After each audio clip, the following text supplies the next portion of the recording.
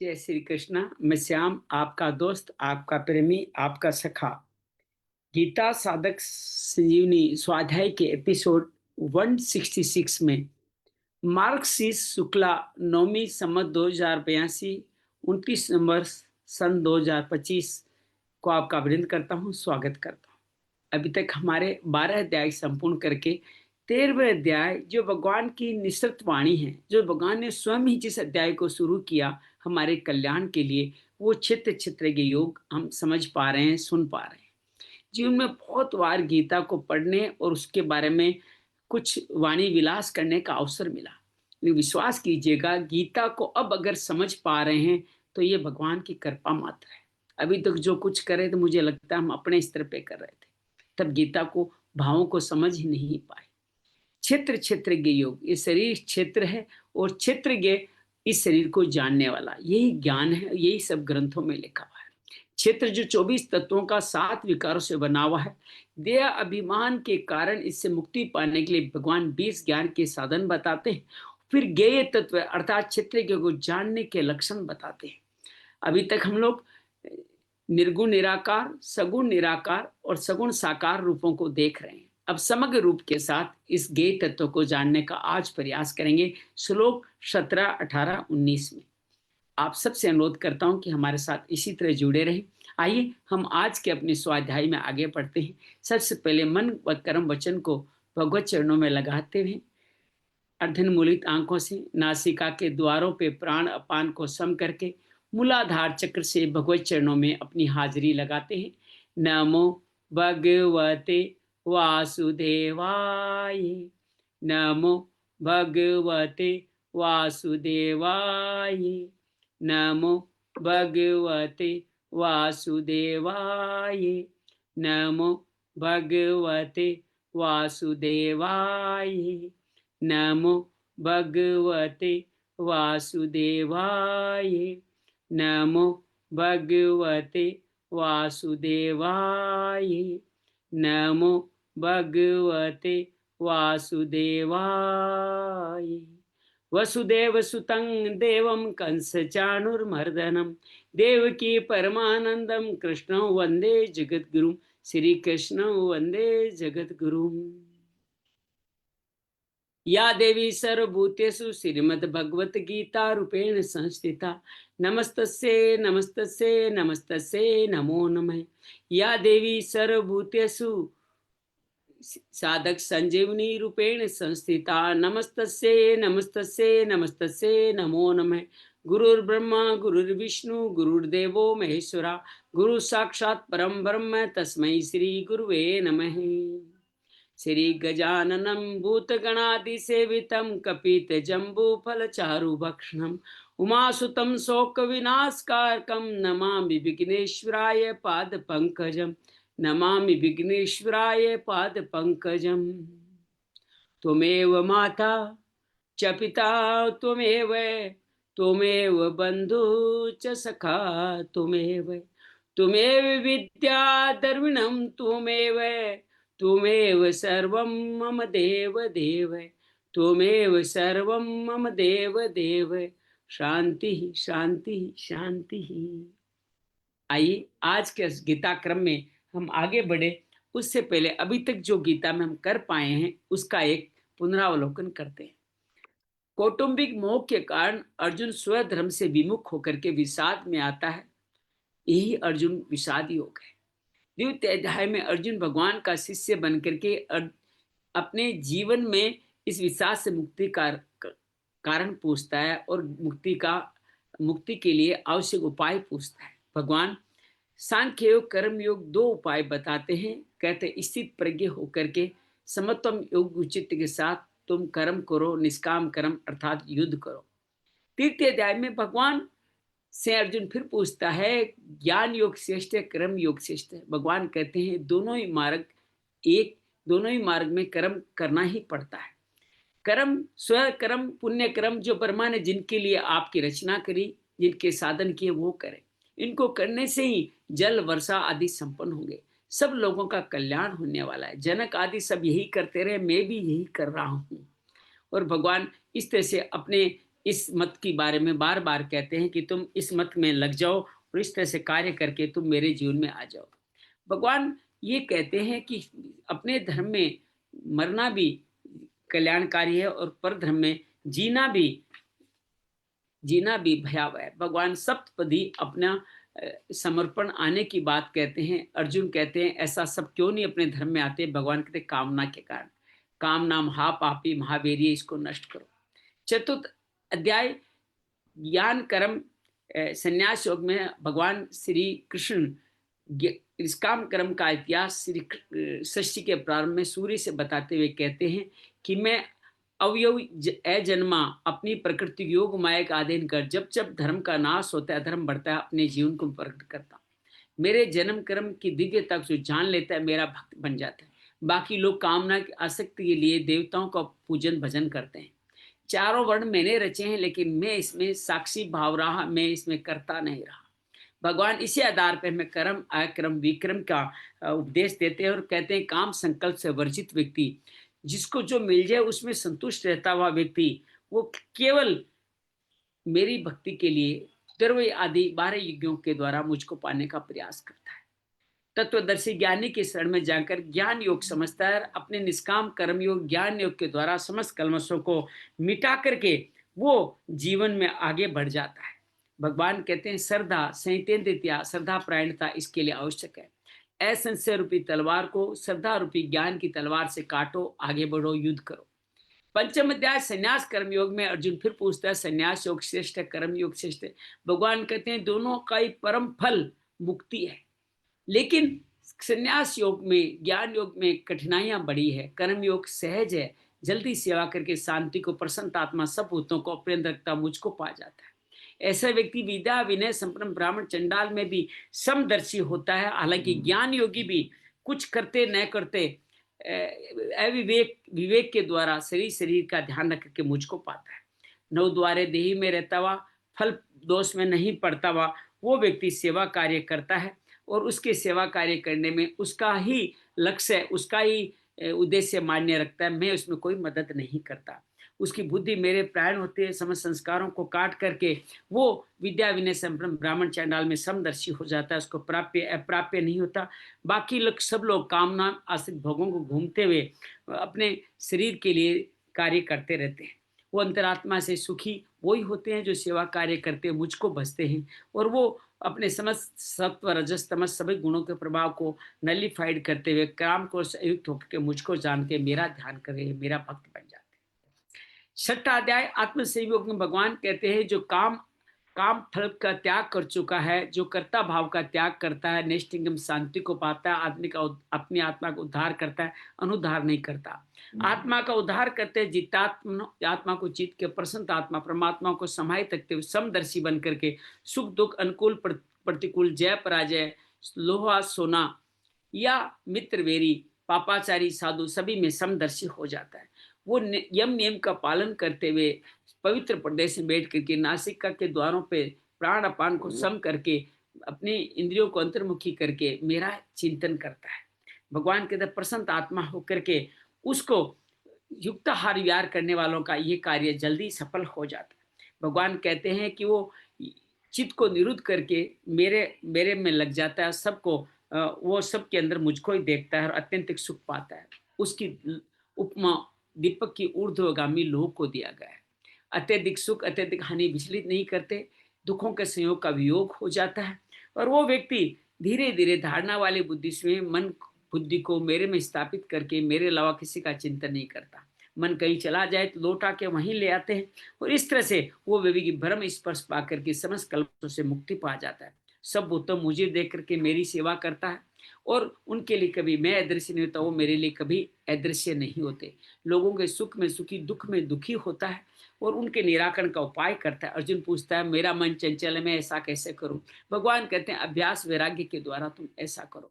अभ्यास और वैराग्य करके तुम मुक्ति को पा जाओगे। अर्जुन कहते हैं बिन मन विचलित हो गया अंत समय में तो क्या होगा, दुर्गति नहीं होगी, विनाश नहीं होगा, तुम स्वर्ग आदि के विघ्न भोग करके दोबारा श्रीमानव घर में जन्म लोगे और मुक्ति का मार्ग पालोगे और यात्रा पूरी नहीं तो योगियों कुल में जन्म लगी यात्रा पूरी कर लोगे। अनेक जन्मों की यात्रा वेद यज्ञ दान भगवान करने वाले के सभी तपस्वियों से, सभी सकाम तपस्वी, सकाम ज्ञानी, सकाम कर्मियों से योगी श्रेष्ठ है। तुम योगी बनो, मेरे भक्त बन के सर्वश्रेष्ठ योगी बन जाओ। सप्तम अध्याय ज्ञान विज्ञान योग में भगवान कहते हैं ज्ञान अर्थात परमात्मा सब कुछ है और परमात्मा से कुछ नहीं, ये भी विज्ञान है। ये ज्ञान विज्ञान तुम्हें कहूंगा प्रत्यक्ष भाव, उसके बाद कुछ भी जानना बाकी नहीं रह जाएगा। भगवान कहते हैं हजारों हजारों सिद्धों में से, लोगों में से कोई एक सिद्ध पुरुष भगवान को भजन करता है, भगवान को पाता है। और भगवान का भजन करके पाने वाला व्यक्ति क्यों नहीं पा पाता है? अपरा प्रकृति के अधीन संसार को अपना मान लेते हैं, परा प्रकृति की खोज में लगते ही नहीं। जबकि पृथ्वी जल अग्नि वायु का ओंकार वेद सबका तप बेल बल तप बल राज सब कुछ मैं ही हूं। फिर भी लोग मेरे रजस तमस सत्व की योग माया के अधीन होकर के, जिनसे उनका ज्ञान अपरत कर लिया जाता है, मेरा भजन नहीं करते। कौन करता है आपका?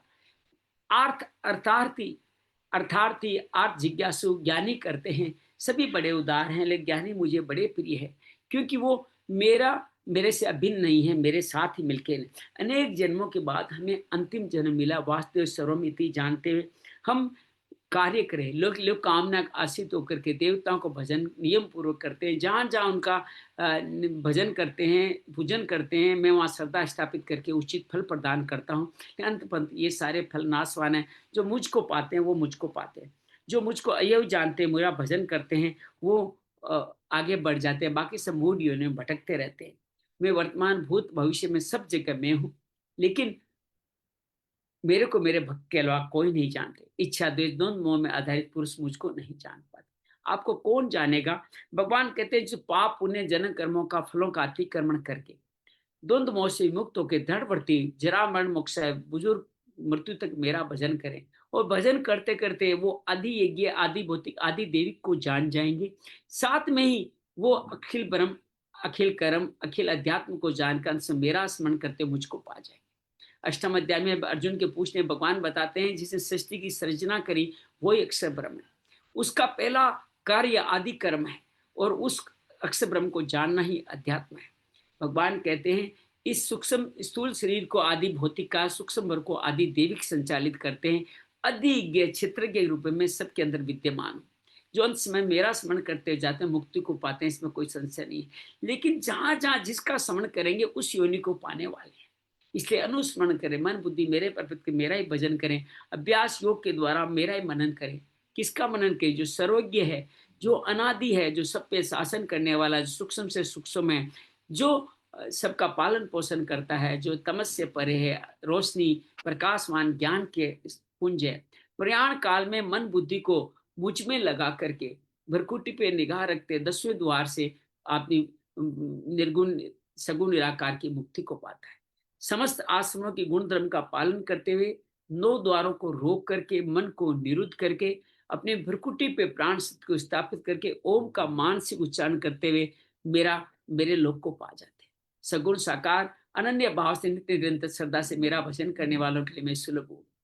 वो जो मेरा भजन करते हैं सगुण साकार, वो महात्मा होते हैं, दुखालय एहसास से मुक्ति पाते हैं। ब्रह्म लोक तक सभी लोग पुनरावर्ती है।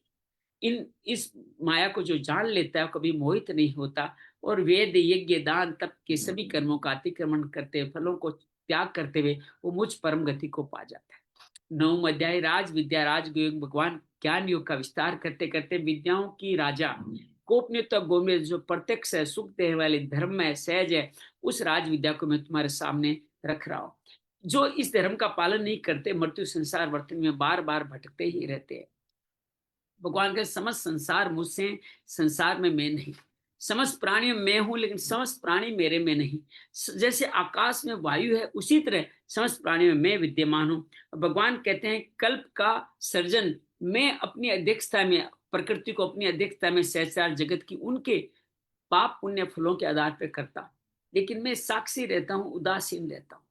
जो व्यक्ति मेरे के अवयव भाव को नहीं जानते वो मेरी अवज्ञा करते हैं, और मोग आशा मोग कर्माणा मोग ज्ञान अविवेक से पाते हुए वो क्या पाते हैं? आसुरी राक्षसी मोहिनी वृत्ति पाते हैं। लेकिन देवी संपदा वाले धड़ पूर्वक नमस्कार कर यत्न पूर्वक मेरी उपासना करते हैं, मुझको पाते हैं।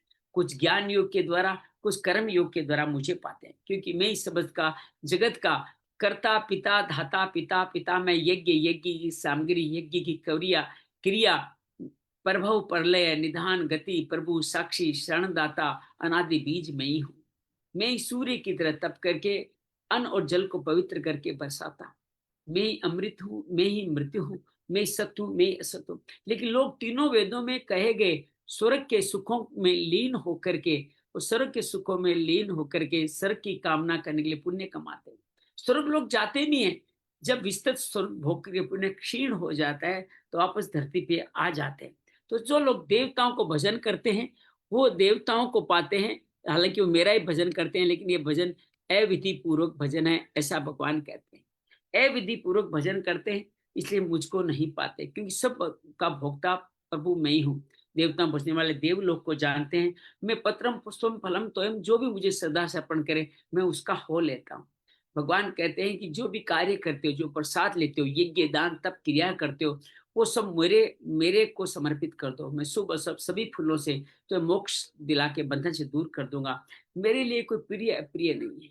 मैं दुराचार से दुराचारी व्यक्ति मेरा भजन करे धर्मात्मा हो जाता है। पाप योनि ब्राह्मण क्षत्रिय शूद्र वैश्य स्त्रियां जो भी मेरा निश्चय करता है वो मेरा हो जाता है। मेरे भक्त बनो, मेरे मन में रहो, मेरे प्राण हो जाओ, मेरे लिए कर्म करो, मेरे नमस्कार को तुम्हें मुक्ति प्रदान कर दूंगा। 10 अध्याय विभूति योग भगवान कहते हैं तुम्हारे हित की कामना से मैं परम वचन फिर कहूंगा। मेरे आदि अनादि को महर्षि और देवता भी नहीं जानते, और जो मुझको नहीं जानते वो पापों में लगे रहते हैं।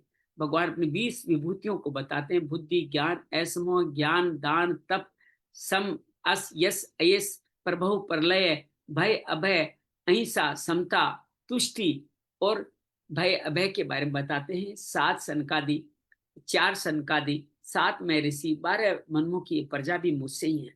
सब मेरी विभूति मेरे योग को जो जान लेता है इस तरह से उनको मैं कृपा प्रदान करता हूँ।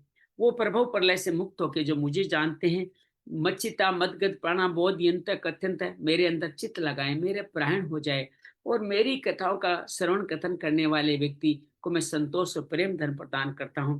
वो निरंतर सतत मेरे में लगे रहते, उनको बुद्धि प्रदान करता हूँ, उनके अंदर के अंधकार को नष्ट करके उनको प्रकाशवान बना देता हूँ। अर्जुन कहता है परम भगवान परम पवित्र भगवान आप ही हो, आपके अलावा कोई नहीं है आदि देव। ये सब आप ही नहीं, समस्त ऋषि भी यही कहते हैं। आपके इस महत्व को देते दानव भी नहीं जान पाते, स्वयं आप ही स्वयं अपने आप को जानते हैं। ये भी भूत भावन भूतेश देव देव जगत पते पुरुषोत्तम, आपकी विभूतियों से समस्त लोग व्याप्त। मैं आपका किन भाव में चिंतन करूं, कैसे आपको जानूं, वो विस्तार से कहे मेरी तरफ नहीं हो रहे। भगवान कहते हैं मेरी अनंत विभूतियां हैं, मैं संक्षेप में तुम्हें कहूंगा। इनके आद्य मध्य अंत नहीं, समस्त प्राणियों की प्राण शक्ति मैं ही हूँ। आदित्य समस्त आदित्यों में विष्णु में हूँ, सम प्रकाशमान वस्तुओं में सूर्य में हूँ, नक्षत्रों में चंद्रमा में हूँ और मरीचों में पावक में हूँ। भगवान कहते हैं वेदों में साम वेद में हूँ और समस्त देवताओं में इंद्र में हूँ, इंद्रियों में मन में हूँ, सब लोगों की चेतना भी मैं हूँ। भगवान कहते हैं 12-11 रुद्र में शंकर में हूँ, यक्षों का राजा कुबेर में हूँ, मैं भी वसुओं में पावक में हूँ, और भगवान कहते हैं शिखरों में सुमेरु में हूँ। मैं समस्त बृहस्पतियों में समस्त पुरोहितों में बृहस्पति मुझे जान, मैं समस्त सेनापतियों में कार्तिकेय में हूँ, समस्त जलाशयों में समुद्र में हूँ। भगवान कहते हैं मैं ऋषियों में भृगु में हूँ, ओंकार में हूँ, जप यज्ञ में हूँ, स्थिर रहने वाले हिमालय में हूँ। मैं समस्त वृक्षों में पेड़ में हूँ, ऋषियों में भृगु में हूँ। भगवान कहते हैं गंधर्वों में चित्ररथ में हूँ, सिद्धों में कपिल में हूँ। समुद्र मंथन की रस्सी अर्थात वासुकी में हूँ, सुतुन होने वाले उच्च सर्वा काम धेनु इरावत भी मेरे ही स्वरूप है। समस्त मनु आदि राजा भी मुझसे ही। आयुधों में वज्र में हूँ, कामना का आधारित काम भी मैं हूँ। शस्त्रधारियों में राम में हूँ, अनंत अनंत नाग में हूँ, वरुण में हूँ, अरियमा में हूँ, यमराज में हूँ, प्रहलाद में देते देते में प्रहलाद में हूँ, और मैं ही काल की गणना में हूँ। पशुओं में सिंह, पक्षियों में गरुड़ अपने को बताते हैं, प्राण शक्ति पवन अपने को बताते हैं, शस्त्रधारियों में राम बताते हैं, मगर अपने आप को जल जंतुओं बताते हैं, और समस्त बहने वाली नदियों में नदी बताते हैं। भगवान कहते हैं सबका आदि मध्य अंत में हूँ, अध्यात्म विद्यावाद में हूँ, अक्षरों में आकार में हूँ, द्वंद में समास में हूँ, और सभी काल में हूँ, सबका पालन पोषण करने वाला में हूँ, सबका सब कुछ हर करने वाली मृत्यु में हूँ, उनका भविष्य का उद्भव भी मैं हूँ। माताओं में पाई जाने वाली श्री, कीर्ति, वाक, धरती, स्मृति, मेधा, क्षमा भी मैं हूँ।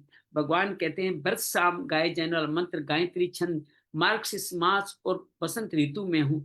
मैं छल करने वालों का मैं तेज और तेजस्वियों का तेजस्वी वालों का तेज में हूँ, जय पाने वालों की जय में हूँ और सात्विक का सत्व में हूँ। ऋषि वैष्णव वासुदेव, पांडवों में धनंजय, सुखदेव और व्यास मुनि और शुक्राचार्य में हूँ। दंड वेलों दंड नीति, विजय पालनों की विजय नीति, गोपनीय भाव में मौन में हूँ, ज्ञानवानों में ज्ञान में हूँ। मैं भी सभी भूतों का आदि मध्य बीज में हूँ, समस्त चराचर मुझसे व्याप्त है।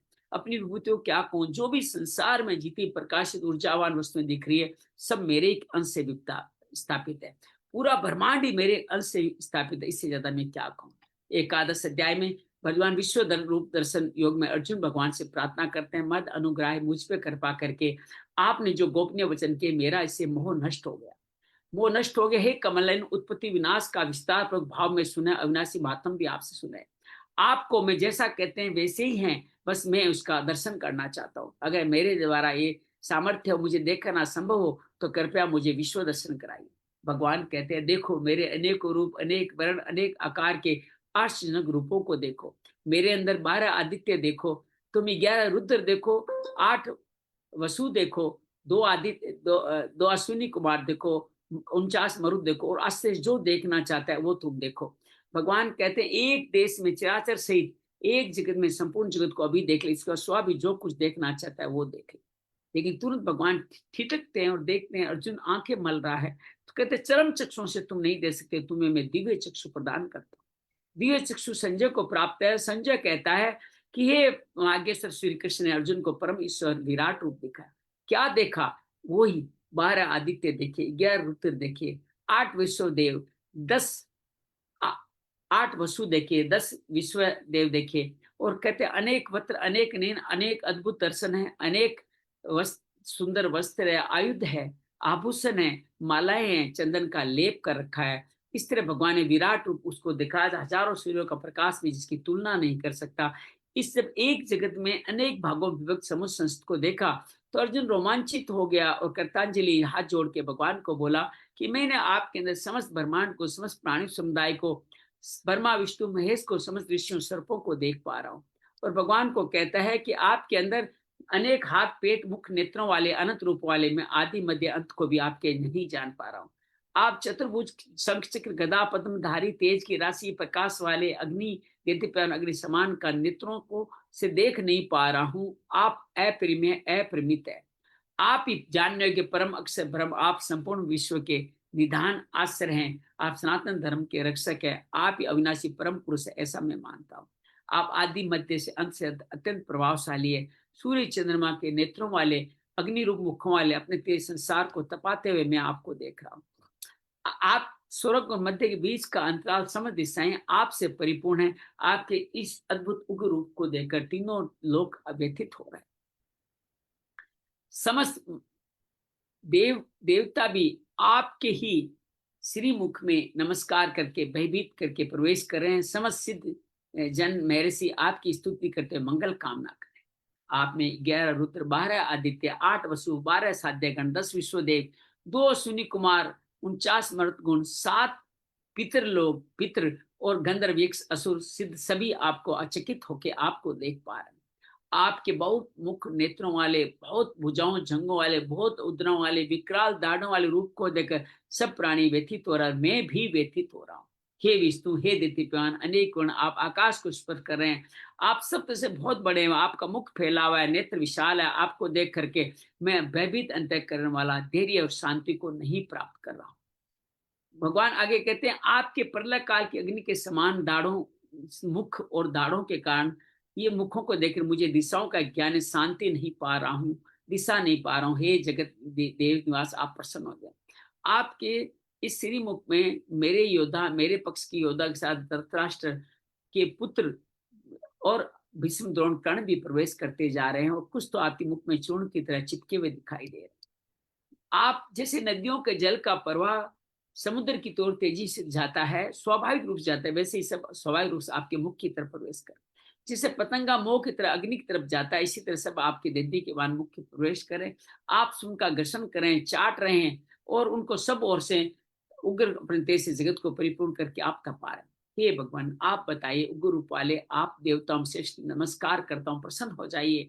आपको तत्व जानना चाहता हूँ कि मैं आपको प्रवृत्ति को भली भांति नहीं जानता। भगवान कहते हैं, मैं संपूर्ण लोगों का नाश करने के बढ़ा हुआ काल हूं, और इस वक्त जो तुम्हारे प्रतिनिधि खड़े हैं उनका संहार करने आऊं। वो पहले से मरे हुए हैं, तुम ये तुम्हारे युद्ध के बिना भी ये नहीं रहने वाले। भगवान कहते तुम उठो, खड़े हो, युद्ध करो, और जिनको मैंने मार रखा है उन सबको मार के में निमित्त मात्र बन जाओ, और निष्कंटक धन धान्य संबंध शत्रुओं सहित राज्य को भोगो। कहते हैं भगवान के द्रोण, भीष्म, जयद्रथ, कर्ण सभी वेरी मेरे द्वारा मारे जा चुके हैं, तुम बस युद्ध करो और इनका श्रेय ले लो। भगवान हमें श्रेय लेने की बात कर संजय बोलते हैं, भगवान केशव का वचन सुनकर किरीटधारी अर्जुन भयभीत कांपते हुए गदगद वाणी से ये बोले। श्री अर्जुन वाच है, हे अंतर्यामी भगवान, आपके नाम गुण लीला से सब हर्षित और सभी प्रेम को प्राप्त हो रहे हैं। इन्हीं नाम गुण लीला के कथन से सभी असुर दसों दिशाओं में भाग रहे सिद्ध आपको नमस्कार कर रहे हैं। भगवान की ऐसी गणना करते हैं, प्रार्थना करते हैं, आप गुरुओं के गुरु हो, ब्रह्मा के भी आदि करता हो, आपको सिद्धगण क्यों न नमस्कार के। हे देवी जगन निवास, आप अक्षर स्वरूप सत्य है, अक्षर सत्य, असत भी आप है, सत असत से परे भी आप है। ये वाक्य कल हमने दोबारा स्मरण किया था, याद रखिएगा। भगवान कहते हैं, अर्जुन कहते हैं, आप आदि देव हैं, परम पुरुष पुराण है, आप इस संसार के परम आश्रय, जानने वाले और जानने योग्य भी आप है। ये अनंत रूप, आपसे ही संपूर्ण संसार व्याप्त।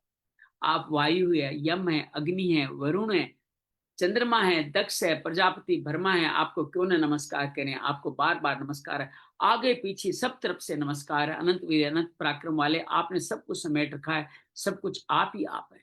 आप किस महिमा को नहीं जानते। हे सखा, हे यादव, हे मित्र, कहते हुए दिल्लगी में उठते बैठते खाते एकांत में सबके सामने मैंने जो आपका अपमान किया उसके लिए मैं आपसे क्षमा मांगता हूँ, आपसे क्षमा करवाता हूँ। आप ही जगत के चराचर जगत के पिता, गुरुओं के गुरु, हे अनंत प्रभावशाली, आपके समान त्रिलोक में कोई नहीं है, आपसे अधिक तो कोई कैसे हो भी कैसे सकता है। आपकी स्तुति करने योग्य, मैं दंडवत प्रणाम करके आपकी स्तुति करता हूँ, प्रणाम करता हूँ। जैसे पिता पुत्र के, मित्र मित्र के, पत्नी पति के अपमान को सहन करता है, वैसे ही आप मेरे सहन करने में सक्षम, मुझे क्षमा कर दीजिए।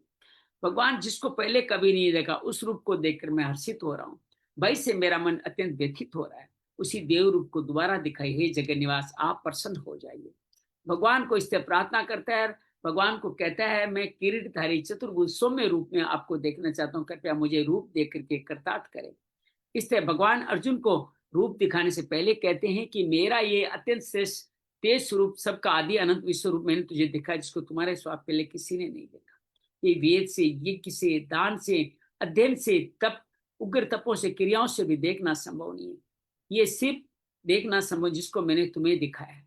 इसको रूप को देखकर तुम्हें क्यों व्यथा हो रही है। ये विमूढ़ भाव नहीं होने, निर्भय होकर, प्रसन्न मन होलाकर, तो उसी में मेरे इस चतुर्भुज रूप को, उसी में मेरे चतुर्भुज रूप को अच्छी देखिए। मान लो कोई जूम कर देता है तो चतुर्भुज वो मुख्य में आ जाता है। तो चतुर्भुज भगवान उसी रूप में चतुर्भुज रूप दिखाते हैं। और चतुर्भुज रूप देख करके संजय कह बैठता है कि चतुर्भुज रूप देखने के और बाद में सौम्य द्विबीज रूप दिखा के भयभीत अर्जुन को भगवान आश्वासन देते। अर्जुन कहते हैं कि आपके इस चतुर्भुज और बाद में सौम्य रूप देख मैं स्थिर चित हो गया हूँ, अपनी स्वाभाविक स्थिति को प्राप्त हो गया। भगवान कहते हैं, मेरा चतुर्भुज देखना सबके लिए आसानी, देवता भी देखने को लालायित रहते हैं। वेद, यज्ञ, दान, तप आदि क्रियाओं से देखा नहीं जा सकता, केवल मेरी अनन्य भक्ति से ही दिखाए। मद मन मना, मद भक्तो, मेरे भक्त बनो, मेरे लिए कार्य करो, मेरे प्राण हो जाओ। और कैसे हो जाओ? निर्वेर, बिना फल की आसक्ति के मेरे में भा जाओगे। 12वां अध्याय भक्ति योग प्रारंभ होता है। भगवान अर्जुन कहता है 55वें श्लोक में जो अनन्य भक्ति बताई, जो सगुण साकार भक्ति है, वो निर्गुण आकार ज्ञान योगी, संन्यास योग, सांख्य योग, आप पहले बताए दोनों में कौन श्रेष्ठ है। भगवान कहते हैं जो मेरे पे आधारित होकर नित्य निरंतर श्रद्धा से मेरे सगुण साकार की उपासना करता है, वो ही सर्वश्रेष्ठ योगी। अर्जुन को ये बताते निर्गुण निराकार के रास्ते में क्लेश बढ़े हैं, क्योंकि उनको समस्त इंद्रियों को बस में कह करके चिंतन में नए आने वाले अचिंत्यम सर्वत्र गम अनिर्दिशम निर्विकार अचल ध्रुव अक्षर का तत्परता से उपासना करनी होती है। साथ में सभी लोगों में प्रीति रखते हुए सेवा करते हुए समदर्शी होना पड़ता है। ये कर नहीं पाते, देहाभिमान के कारण इनके जीवन में क्लेश बढ़े। तो किन के जीवन में क्लेश नहीं है? जो सगुण साकार मेरी उपासना करते हैं, नित्य निरंतर यत्न पूर्वक जो मेरी उपासना करते हैं, उनको मृत्यु संसार सागर से मैं मुक्ति दिला करके उनको अपना हिस्सा बना लेता हूँ।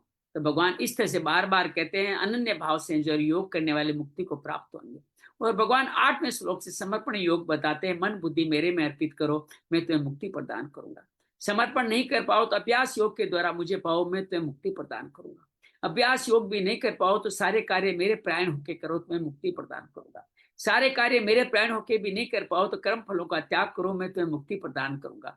भगवान कहते हैं अभ्यास योग से ज्ञान, ज्ञान से ध्यान और ध्यान से कर्म फलों की मुक्ति सर्वश्रेष्ठ है। उसको भगवान बार बार उसकी मुक्ति की तरफ बताते हैं। और 13 से 20 श्लोक में सिद्ध भक्तों के 39 लक्षणों का वर्णन करते हैं। कुछ जो द्वेष भाव से रहित है, सभी प्राणियों में मित्र भाव, दयालु है, ममता रहित है, अहंकार रहित है, सुख दुख की प्राप्ति में समय, क्षमाशील है, निरंतर संतुष्ट योगी, शरीर को वश में किए हुए, दृढ़ निश्चय वाला, मुझ में अर्पित मन बुद्धि वाला मेरा भक्त मुझे बहुत प्रिय है। जो न किसी को उद्गिन करता है, न स्वयं उद्गिन होता है, न किसी व्यवस्था पदार्थ दृष्टि से उद्गिन होता है, जो हरस मरस भय से मुक्त है, वो व्यक्ति मेरा भक्त कहा गया है। भगवान इस तरह से अपने भक्तों का बार बार परिचय देते हैं। अनपेक्ष सुचिर तक से, जो अपेक्षाओं से रहित है, जो भीतर बाहर से पवित्र है, जो व्यक्ति चतुर है, व्यथा से रहित है, सभी आरंभकों का, नए नए कर्मों का आरंभ करने का त्यागी है, वो भक्त मुझे बहुत प्रिय है। भगवान इसी तरह के अपने भक्तों की पहचान बताते हुए कहते हैं, जिसमें किसी के प्रति हर्ष नहीं है, द्वेष भाव नहीं है, किसी के प्रति हर्षित नहीं होता, शोक नहीं करता, कामना नहीं करता, शुभ सबका सभी से उच्चा हुआ भक्तिमान पुरुष मुझे बहुत प्रिय है।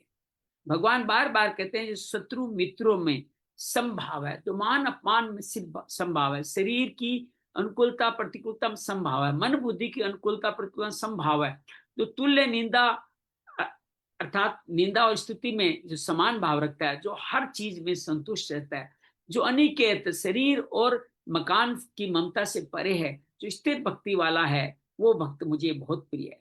इस तरह भगवान अपने इन सभी भक्तों के बारे में 19वें श्लोक तक 39 भावों को बताते हैं। 20 श्लोक में कहते हैं कि ये सभी सिद्ध भक्तों के लक्षण है, ये धर्म में, अमृत में जो साधक भक्त इन पे चल की बात करे, भली भांति सेवन करेगा, वो साधक भी मुझे बहुत प्रिय है।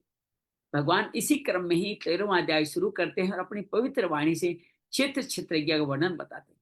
भगवान कहते हैं, शरीर जो 24 तत्वों 7 विकारों से बना हुआ वो क्षेत्र है।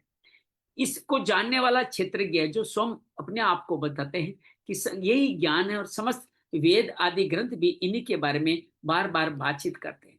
भगवान कहते हैं, इसमें 24 तत्वों के अलावा राग, इच्छा, द्वेष, सुख दुख, चेतना, शरीर और धरती नाम के विकार भी इसके अंदर स्थित है।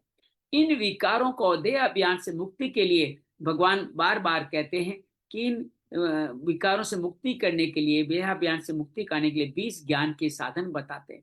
अमानित्वम, दिखावटी भाव नहीं होना, भगवान कहते हैं दंभ नहीं होना, और बताते हैं क्षमा हो, सरलता हो, गुरु सेवा हो, स्थिरता हो, मन को निग्रह करने का भाव हो, समस्त इंद्रियों के अंदर वैराग्य हो। और भगवान बार बार ये कहते हैं कि आप अहंकार वैराग्य से मुक्ति पाते हुए आप इस कार्य को आगे पा सकते हैं। वैराग्य के अलावा जन्म मृत्यु जरा व्याधि दुख दर्शनम को भी आप अपने जीवन में धारण करो तो मुक्ति को पा जाते। भगवान कहते हैं आसक्ति रहित तो हो रहे, पुत्र स्त्री घर में आसक्ति नहीं हो, आपकी एकात्मकता उनके अंदर नहीं हो, अनुकूल प्रतिकूल चित्त का नित्य सम रहने से इस ज्ञान मार्ग को आसानी से पा जाओगे। अनन्य योग के द्वारा अव्यभिचारिणी भक्ति का होना, एकांत स्थान में रहना, जन समुदाय का आश्रय लेने का भाव नहीं होना, अर्थात अनन्य वाला कैसे दूसरे का आश्रय ले सकता है। भगवान कहते हैं अध्यात्म ज्ञान नित्य निरंतर रहने वाला, परमात्मा को सब कुछ देखने वाला, ये 20 साधन ज्ञान है, इसके ऊपर सब कुछ अज्ञान है, ऐसा भगवान कहते हैं। और भगवान 12वें अध्याय से उस ज्ञेय तत्व का वर्णन करते हैं। पहले सगुण निराकार भाव से करते हैं कि उस ज्ञेय तत्व को मैं अच्छी तरह से कहूंगा, जिसको जानकर तो अमरता का अनुभव कर लेगा। वो अनादि है, परम ब्रह्म है, उसको न सत कहा जा सकता है न असत कहा जा सकता है, अर्थात यह वर्णन हुआ है सगुण निराकार का। फिर निर्गुण निराकार का वर्णन करते हुए भगवान सगुण साकार का वर्णन करते हुए कहते हैं, सब जगह हाथ पैरों वाले, सब जगह नेत्र सिरों वाले, मुख वाले, सब जगह कानों वाले, सबको व्याप्त करके यही भगवान स्थित है।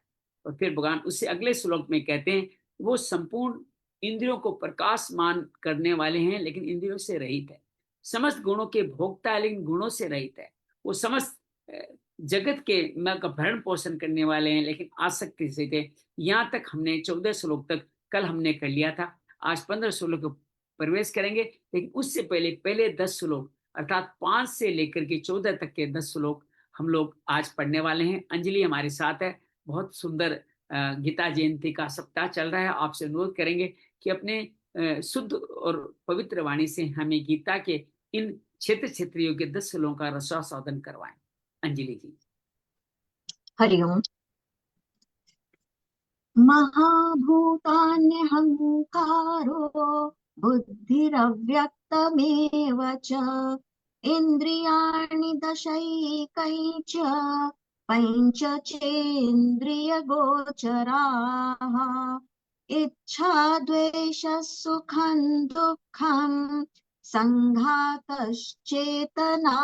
धृतिः एतत् क्षेत्रं समासेन सविकारमुदाहृतम् अमानित्वमदम्भित्वम् अहिंसा क्षान्तिरार्जवम् आचार्योपासनं शौचं स्थैर्यमात्मविनिग्रहः इन्द्रियार्थेषु वैराग्यम् अनहङ्कार एव च जन्म मृत्युजरा व्याधि दुःखदोषानुदर्शनम् असक्तिरनभिष्वङ्गः पुत्रदारगृहादिषु नित्यै च समचित्तत्वम् इष्टानिष्टोपपत्तिषु मयि चानन्ययोगेन भक्तिरव्यभिचारिणी विविक्तदेशसेवित्वम् अरतिर्जनसंसदि अध्यात्मज्ञाननित्यत्वम् तत्त्वज्ञानार्थदर्शनम् एतत् ज्ञानमिति प्रोक्तम् अज्ञानै यदतोऽन्यथा ज्ञेयं यतत् प्रवक्ष्यामि यज्ञात्वामृतमश्नुते अनादिमत्परं ब्रह्म न सत्तन्नासदुच्यते सर्वतः पाणिपादं तत् सर्वतोक्षिशिरोमुखम् सर्वतः श्रुतिमल्लोके सर्वमावृत्य तत्तिष्ठति सर्वेन्द्रियगुणाभासम् सर्वेन्द्रियविवर्जितम् असक्तं सर्वभूतैव निर्गुणं गुणभोक्तृ च। जय श्री कृष्ण। आप बोल रहे थे, ऐसा लगा भावार्थ भी साथ साथ उतर रहा था। 15वां श्लोक में भगवान 6 श्लोकों में ज्ञेय का वर्णन करते हैं। 3 श्लोक हम कल पढ़ चुके, 12, 13, 14 और 15, 16, 17 आज पढ़ेंगे।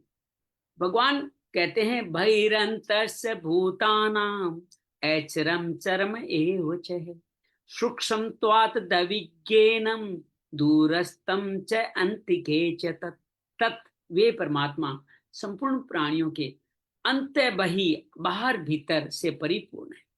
वो चर अचर प्राणी के रूप में भी वही है। वो दूर से दूर, नजदीक से नजदीक, अत्यंत सूक्ष्म वही है। अत्यंत सूक्ष्म होने से वो जानने में भी नहीं। जिन तत्वों का वर्णन 12वें 17 श्लोक को 6 श्लोकों में हुआ है, उसमें 15वां श्लोक ये चौथा है। और इस श्लोक में पहले 3 श्लोकों का और आगे के 2 श्लोकों का भाव भी आ गया है। तो पूरे प्रकरण का सार कहा जा सकता है इस 16वें श्लोक को। बहिरन्तस्य भूतानां चरम अचरम एव च। जैसे बर्फ के बने हुए घड़े को समुद्र में डाल दिया जाए तो घड़ों के बाहर भी जल है, घड़े के अंदर बर्फ भी जल है और खुद भी जल ही जल है, भीतर भी जल है, बाहर भी जल है, घड़े के अंदर भी जल है। ऐसे ही संपूर्ण चर प्राणियों के बाहर भी परमात्मा है, भीतर भी परमात्मा है, और खुद भी परमात्मा का स्वरूप है। जैसे घोड़ों में जल के सिवा कुछ नहीं, सब कुछ जल ही जल है, संसार में परमात्मा के सिवा सब कुछ नहीं, सब कुछ परमात्मा परमात्मा है। इसी देव को भगवान ने वासुदेव स्वरम सत सच्चाहम के मंत्रों से भी कहा है। दूरस्तम च अंतिके च तत्, किसी वस्तु का दूर नजदीक होना 3 दृष्टियों से कहा जाता है। देश की दृष्टि से, काल और वस्तु की दृष्टि से। परमात्मा तीनों ही दृष्टि, दूर से दूर और नजदीक से नजदीक है। इसे दूर से दूर देश में भी वही परमात्मा है, और पहले से नजदीक नजदीक देश में वही परमात्मा है। पहले से पहले भी वही परमात्मा है, पीछे से पीछे भी वही परमात्मा रहेंगे, अब भी वही परमात्मा है। संपूर्ण वस्तुओं के पहले भी वही परमात्मा थे, वस्तु के अंत में भी वही परमात्मा, वस्तु के रूप में भी वही परमात्मा है। अब दूर और नजदीक का एक सुंदर वर्णन भगवान ने दिया है। पृथ्वी से दूर जल है, जल से दूर तेज है। सूर्य दूर हो गया ना, जल को मतलब पृथ्वी समझो, और पृथ्वी को भूमि समझो, जल को बादल समझो। बादलों से दूर सूर्य है, उसको तेज समझो। और सूर्य से भी थोड़ा आगे वायुमंडल है, अनंत वायुमंडल।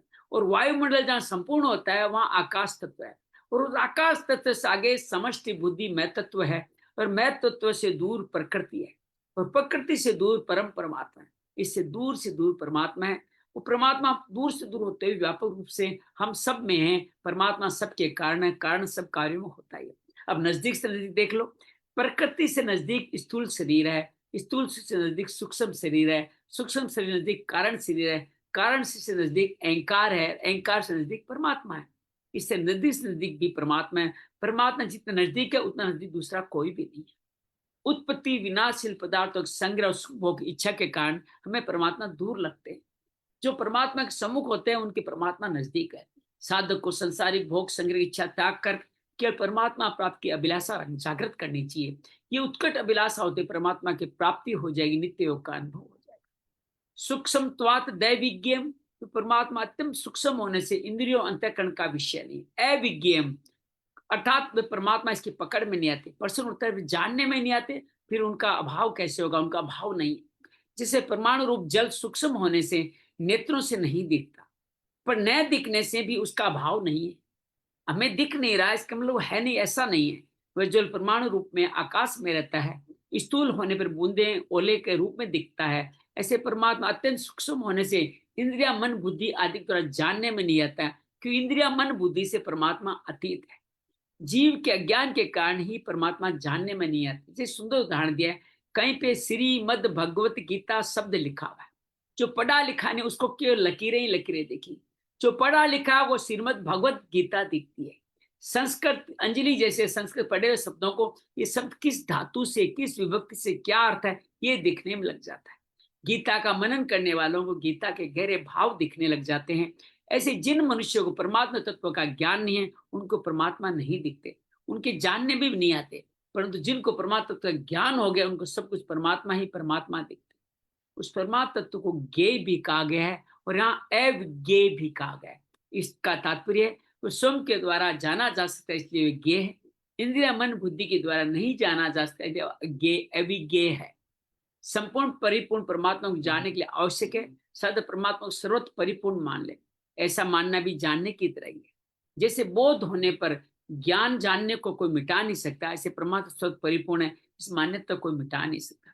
जब सांसारिक मान्यताओं में ब्राह्मणों में साधु जो कि अवास्तविक है कोई मिटा नहीं सकता, तो परमार्थिक मान्यताओं जो कि वास्तविक है कौन मिटा सकता है? तात्पर्य इतना ही, दृढ़तापूर्वक मानना भी एक साधन है, जानने की तरह मानने की बड़ी भूमिका। कई संत तो कहते हैं कि आप जानने से पहले मान लो, मान करके जानोगे तो तुम ज्ञान योग के रास्ते पर चल जाओगे, और पहले मान लोगे बाद में धीरे धीरे मैं तुम्हें जना ही दूंगा, यही भक्ति योग है। परमात्मा सर्वत्र परिपूर्ण है, ऐसा दृढ़तापूर्वक मानने पर मान्यता रूप से नहीं होगी। इंद्रिया मन बुद्धि से प्रेरित जो सूक्ष्म परमात्मा उसका अनुभव हो। परिशिष्ट का भाव यही है। परमात्मा को 12वें श्लोक में ज्ञेय कहा गया, और यहाँ अविज्ञेय कहने का तात्पर्य संसार की तरह ज्ञेय नहीं, मन बुद्धि से इसको जाना नहीं जा सकता। ये प्राकृतिक कार्य, परमात्मा प्रकृति से अतीत है। प्रकृति का कार्य प्रकृति को पूरा नहीं जान सकता, फिर प्रकृति से अतीत परमात्मा को जान कैसे सकता है? परमात्मा को मानकर स्वीकार करना पड़ता है, और स्वीकार सौम्य होती है, मन बुद्धि इंद्रियों में नहीं। स्वीकृति सौम्य होती है, स्वीकार बहुत बड़ा मंत्र है। हर एक व्यक्ति को वस्तु प्रस्तुति जैसा है वैसा स्वीकार कर लीजिए, यही परमात्मा को स्वीकार करना है। जैसे आप स्वीकृति जिनको करते हो बातें भूलते नहीं। जैसे आपने स्वीकार कर लिया मैं पुरुष हूं, मैं ब्राह्मण हूं, मैं विवाहित हूं। हालांकि बहुत से लोग विवाहित होने को भूलना चाहते हैं, लेकिन भूलने देने कोई देता नहीं है। तो मन बुद्धि में होने वाली बातें भूल जाती है। स्वीकार जिसमें करते हो, अंतरात्मा स्वीकार करते हो, उसमें कोई संदेह नहीं होता, विपरीत भावना भी नहीं होती। स्वयं की परमात्मा के साथ एकता है कि परमात्मा की प्राप्ति की स्वीकृति से होती है, चिंतन मनन वर्णन करने से नहीं। शरीर संसार के साथ स्वयं की एकता कभी हुई नहीं, न होगी, न हो भी नहीं सकती। परमात्मा स्वयं से कभी अलग हुआ ही नहीं, न होगा, कभी हो भी नहीं सकता। ये 15 श्लोक का सार बड़ा अद्भुत है। ज्ञेय और अविज्ञेय मन बुद्धि से नहीं मिलता, स्वीकार और मान लो मैं परमात्मा मेरे में है, बस परमात्मा को आप जान जाएंगे, ज्ञेय कर जाएंगे। 17वें श्लोक में कहते हैं अविविक्तम च भूतेषु विभक्तम एव च स्थितम भूत भूत च तज्ञे गर्शिष्णु प्रभ विष्णु च। बहुत अद्भुत श्लोक है। ये परमात्मा अविभक्तम स्वयं विभाग रहित होते हुए भी संपूर्ण प्राणी में बंटे, खुद विभाग रहित है लेकिन संपूर्ण प्राणी में बंटे हुए विभक्त होकर स्थित है। वे जानने योग्य है, अर्थात परमात्मा की तरह संपूर्ण प्राणी उत्पन्न करने वाले हैं, भरण पोषण करने वाले हैं, संहार करने वाले हैं। यहाँ ब्रह्मा विष्णु महेश का जिक्र किया गया है। अविभक्तम च भूतेषु विभक्तम एव च स्थितम। इस त्रिलोकी में देखने सुने सुनने जितने भी स्थावर जंगम प्राणी हैं, उन सब में परमात्मा विभक्त, अलग अलग विभाग में विभक्त की तरह प्रतीत होते हैं। विभाग केवल प्रतीति है। जिस प्रकार आकाश, घट, मठ आदि की उपाधि से घटाकाश, मठाकाश आदि रूप में अलग अलग देखते भी तत्व से एक ही। जैसे हमने घड़े का उदाहरण देखा, घड़े के अंदर जल, बाहर जल, अंदर जल, ऐसे आकाश के अंदर हम सब हैं और पूरा आकाश जिनके अंदर परमात्मा है, सब तत्व एक ही है। इसी अध्याय के 27 श्लोक में समक्षर्वेषु भूतेषु तिष्ठन्तम परमेश्वर, बुद्धों से संपूर्ण प्राणी में समभाव से परमात्मा को देखने को कहा है। इसी तरह 18वां अध्याय के 20वें श्लोक में अविभक्तम विभक्तेषु, बुद्धों से सात्विक ज्ञान का वर्णन करते परमात्मा को अविभक्त रूप देखने को सात्विक ज्ञान कहा गया। अब कहा गया ब्रह्मा विष्णु महेश कैसे कहा है, भूत भृत तज्ञेम गर्शिष्णु प्रभ विष्णु च। इसी अध्याय के दूसरे श्लोक विधि नाम पर से परमात्मा को जानने की बात करी।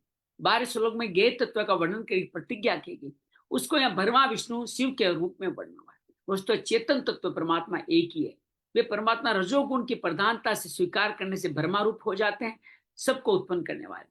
सत्व गुण की प्रधानता स्वीकार करने सबका भरण पोषण करने वाले हो जाते हैं, और तमोगुण की प्रधानता स्वीकार करने रुद्र गुण से सबका संहार करने वाले। तात्पर्य एक ही है, एक परमात्मा सृष्टि, पालन और संहार करने के कारण ब्रह्मा विष्णु शिव नाम धारण करते हैं। यहाँ ये समझ लेना आवश्यक है, परमात्मा सृष्टि रचनादि आदि के भिन्न भिन्न गुणों को स्वीकार करने पर उन गुणों के वशीभूत नहीं होते, गुणों पर उनका पूर्ण आधिपत्य रहता है। इस पूरे श्लोक का सार ये है, परमात्मा के समग्र रूप का वर्णन हुआ है। संसार भौतिक दृष्टि से एक है, वास्तविक तो भी एक है, अविभक्त है। तो जैसे संसार पंच भौतिक दृष्टि से एक होते हुए अनेक वस्तुओं, व्यक्तियों, जड़ चेतन स्थावर जंग आदि के रूप में दिखता है, इसे परमात्मा एक होते हुए अनेक रूपों में दिखता है। तात्पर्य परमात्मा एक होते हुए अनेक है और अनेक होते हुए एक है। वास्तविक सत्ता कभी दो हो ही नहीं सकती, कि दो होने से असत आ जाएगा। उत्पन्न करने वाले परमात्मा है, उत्पन्न होने वाले परमात्मा है, भरण पोषण करने वाले परमात्मा, जिनका भरण पोषण हो रहा है अर्थात हमारा, वे भी परमात्मा है। संहार करने वाले परमात्मा, जिनका संहार हो रहा है वो भी परमात्मा। ये मत सोचना कि हमारा भगवान मारने वाले, मरने वाले भी भगवान ही है। इस श्लोक में भगवान ने ज्ञेय तत्व का आधार रूप से वर्णन किया है। अब अंतिम वर्णन ज्ञेय का प्रकाश रूप में वर्णन होगा। 17वां श्लोक, ज्योतिषाम अपि तज्ज्योतिस्तमसं परम उच्यते ज्ञानम ज्ञेयम ज्ञान गम्यम हृदि सर्वस्य विष्ठितम। तत् वे परमात्मा ज्योतिषाम संपूर्ण ज्योतियों के भी ज्योति है, अज्ञान से अत्यंत परे। जहाँ ज्योतियों अज्ञान कहाँ से होगा, वो ज्ञान स्वरूप जानने योग्य। तीन बातें कही है, वो कहते हैं ज्ञानम भी वही है, जानने योग्य ज्ञेयम भी वही है, ज्ञान गम्यम ज्ञान करके जो पालोगे, ज्ञान प्राप्त करने योग्य भी वही है, सबके हृदय में विराजमान। ये 2 बार आएगा, हृदय में विराजमान है। यहाँ भी कहा गया ज्ञान गम हृदय सर्वस्व विष्ठितम, और 18वें अध्याय में आएगा सभी प्राणियों के हृदय में विस्तृत। 2 बार का है।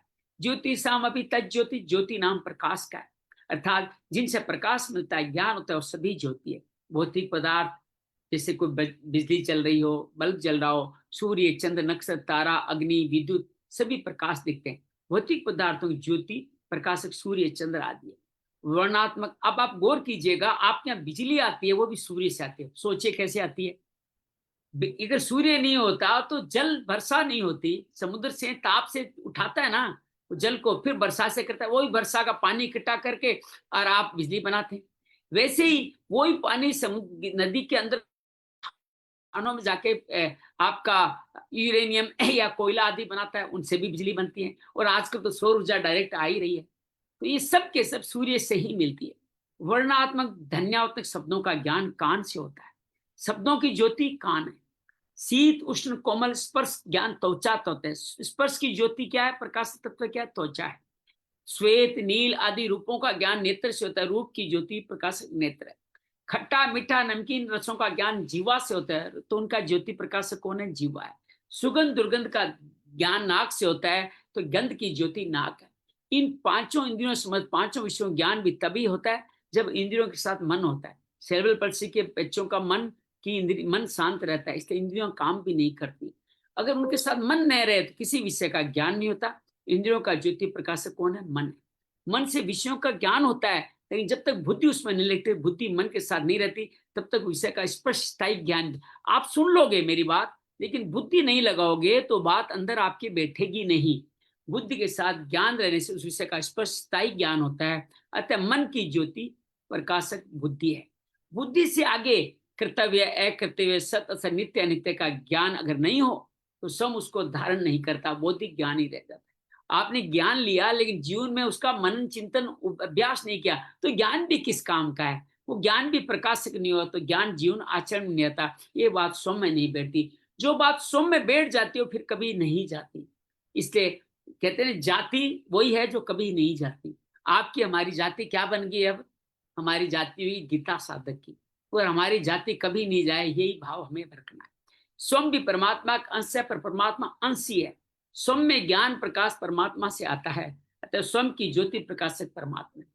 तो क्रम देख लिया आपने। पांचों इंद्रियों से आगे मन, मन से बुद्धि, बुद्धि से स्वयं, और स्वयं जो प्रकाशक जो परमात्मा होती है, उसको स्वयं को प्रकाश कहां से आएगा? परमात्मा से।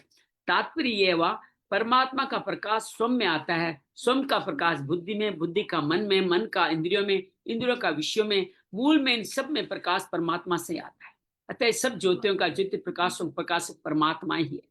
मानस भी यही कहता है, विषय करण सुर जीव समेता, सकल एकते एक सचेता, सब कर परम प्रकाशक जो ही, राम अनादि अवध पुतु होई। जो ज्योतियों का ज्योति है, सबसे प्रथम जो भासता है, अन्य अव्यय सनातन दिव्य सर्व विश्व प्रकाशता। जैसे एक एक के पीछे बैठे हुए परीक्षार्थी अपने से आगे बैठे हो तो देख सकते हैं, लेकिन अपने पीछे बैठे को नहीं देख सकते। ऐसे ही अहम बुद्धि, मन बुद्धि इंद्रियां अपने से आगे वाले को तो देख सकते हैं, पीछे वाले को नहीं देख सकते। अर्थात मन बुद्धि को तो देख सकता है, इंद्रियों को नहीं देख सकता। इंद्रियां मन को तो देख सकती है, विषयों को नहीं देख सकते। विषयां इंद्र को तो देख सकते हैं, लेकिन स्वयं को नहीं देख सकते। जैसे सबसे बैठे बैठे सबसे पीछे भी एक पक्षार्थी बैठा होगा, वो आगे बैठे समझ पक्षार्थी को देख सकता है। ऐसे परम प्रकाश परमात्मा सबके पीछे बैठा है। वो अहम बुद्धि मन इंद्रियां सबको देखता है, प्रकाशित करता है, पर उसको कोई प्रकाशित नहीं करता। उसके पीछे तो दीवार है, उसको कौन प्रकाशित करेगा? वो परमात्मा संपूर्ण चर अगत जगत का समान रूप से निरपेक्ष प्रकाशक है। यस्य भाषा सर्वमिदं विभाति सचराचरम। यहाँ प्रकाशक, प्रकाश और प्रकाश, ये त्रिपुटी नहीं है कि कौन प्रकाशक है, कौन प्रकाश दे रहा है, किसको प्रकाशित कर रहा है। सब कुछ परमात्मा ही। तमसम परम उच्चते, ये परमात्मा अज्ञान से अत्यंत परे, सर्वथा असंबद्ध निर्लिप्त है। इंद्रिया मन बुद्धि अहम जो ज्ञान और ज्ञान दोनों आते जाते हैं, उन सब का परम प्रकाशक है। उस परमात्मा अज्ञान कभी आता ही नहीं, आ भी नहीं सकता, आना संभव ही नहीं है। जैसे सूर्य में कभी अंधेरा नहीं आता, उससे परमात्मा कभी अज्ञान नहीं आता। परमात्मा अज्ञान से अत्यंत परे है। ज्ञानम ज्ञेयम ज्ञान गम्यम, तीनों शब्द बहुत अद्भुत है। उस परमात्मा का भी अज्ञान नहीं होता, स्वयं ज्ञान रूप है, इसी सबको प्रकाश मिलता है। जैसे परमात्मा ज्ञान स्वरूप ज्ञान कहा गया। इंद्रिया मन बुद्धि आदि द्वारा जो भी विषयों का ज्ञान होता है, पर वे अवश्य जानने योग्य नहीं है, क्योंकि उनको जान लेने पर भी बहुत सारा जानना बाकी रह जाता है, जानना पूरा नहीं होता। वास्तव में अवश्य जानने योग्य तो एक ही परमात्मा है। अवश्य देखूं देखन जोगू, देखने योग्य तो एक परमात्मा ही है। उस परमात्मा को जान लेने के बाद और कुछ जानना बाकी नहीं रहता। 15 अध्याय भगवान अपने लिए कहा, संपूर्ण वेदों के द्वारा जानने योग्य मैं ही हूँ। जो मुझे जान लेता है वो सर्ववित हो जाता है। अतः परमात्मा को यहाँ ज्ञेय कहा गया। ज्ञान के द्वारा असत का त्याग होने परमात्मा तत्व से जाना जा सकता है। अतः उस परमात्मा ज्ञान गम्य कहा गया है। हृदय सर्वस्व विष्ठितम, भगवान कहाँ स्थित है? सब कहते हैं नित्य निरंतर विराजमान है। तात्पर्य है यद्यपि वह परमात्मा सब देश काल वस्तु व्यक्ति घटना परिस्थिति परिपूर्ण से व्यापक है, परंतु उसका प्राप्ति स्थान क्या है? वो हृदय है। उस परमात्मा को अपने हृदय में करने का क्या उपाय है? पहला, मनुष्य हर एक विषय को जानता है, उसकी जान सत असत दोनों रहते हैं। इन दोनों को विभाग करने के साथ है कि अनुभव करें कि मेरी जागृत स्वप्न सुसुप्ति बालकपन जवान बुढ़ापा जो अवस्थाएं तो भिन्न भिन्न हुई है, लेकिन मैं एक ही रहा। एक दिन याद कीजिए मैं ध्यान रहा था, बचपन जवानी बुढ़ापे तक सब कर्मों में रहे, लेकिन कोई एक देख रहा था। अर्थात कोई एक है जो एक ही रहता है। ये बड़ा सुंदर इमोर्टल प्रोसेस ध्यान है। सुखदायी दुखदायी अनुकूल प्रतिकूल परिस्थितियां जीवन में आई चली गई, लेकिन फिर भी आप एक ही रहे। याद कीजिए अपने जीवन के अनुकूल प्रतिकूल परिस्थितियों को, आप वैसे ही रहे। अर्थात भगवान कहते हैं अवस्था संयोग वियोग तो भिन्न भिन्न तरह के, उनमें जो एक रहा जो भिन्न भिन्न नहीं हुआ उसका अनुभव करें। ऐसा करने सब कहते हैं विराजमान उसका अनुभव हो ही जाएगा, क्योंकि परमात्मा से अभिन्न नहीं। दूसरा, कैसे जाने भगवान को? जैसे अत्यंत भूखा अन्न के बिना और अत्यंत प्यासा जल के बिना नहीं रह सकता, ऐसे ही उस परमात्मा के बिना रहने में आप बेचैन हो जाएं। उसके बिना न भूख लगे न प्यास लगे नींद आए, उस परमात्मा की सिवा और कहीं वृत्ति जाए नहीं।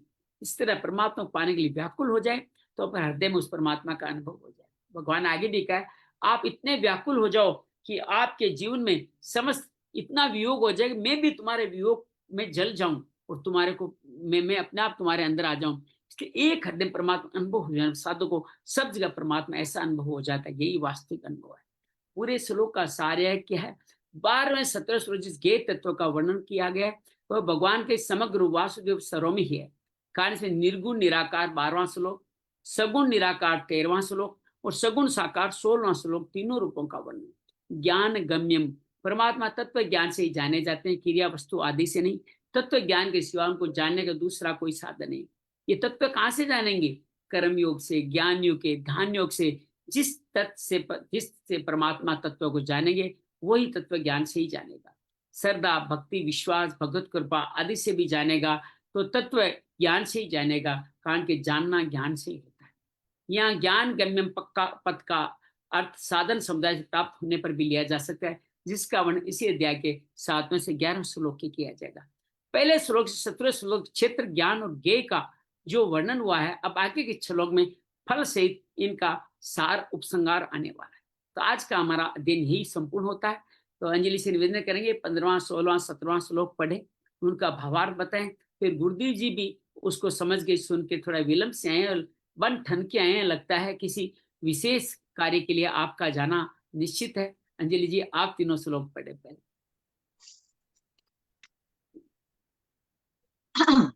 बहिरन्तश्च भूतानाम् अचरैचरमेव च सूक्ष्मत्वात् तद्विज्ञेयन् दूरस्थै चान्तिके च तत् अविभक्तै च भूतेषु विभक्तमिव च स्थितम् भूतभर्तृ च तज्ज्ञेयै ग्रसिष्णु प्रभविष्णु च ज्योतिषामपि तज्ज्योतिस्तमसः परमुच्यते ज्ञानैर्ज्ञेयै ज्ञानगम्यम् हृदि सर्वस्य विष्ठितम्। जय श्री कृष्ण। क्या करें भगवान तीनों श्लोकों में?